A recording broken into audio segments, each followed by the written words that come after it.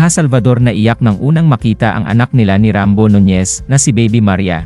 Hindi nga napigilan ng aktres na si Maha Salvador ang kanyang emosyon, at napaluhan na lang ito sa kaligayahan ng makita for the first time ang bagong silang nilang anak ng asawang si Rambo Nunez.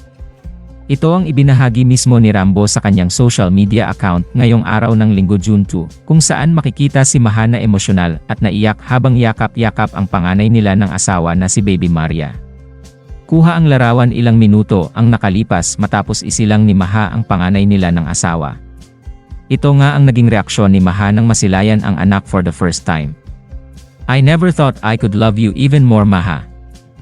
Thank you so much for bringing Maria into our life," captions ni Rambo, bilang pasasalamat sa asawa sa pagdating ng bagong blessing sa kanilang buhay na si Baby Maria. May 31, nang isilang ni Maha Salvador ang kanilang panganay na babae ni Rambo Nunez. Ang masayang balita ay ibinahagi nila sa kanilang Instagram page nitong Sabado June 1. Sa kanilang post ay makikita ang larawan ng paa ng kanilang newborn baby habang hawak nilang mag-asawa. Our Maria, May 31, 2024, simpleng captions ng couple. Samantala, marami pa rin at patuloy pa ang pagpapaabot ng kanilang congratulatory messages para kila Maha Salvador at Rambo Nunez.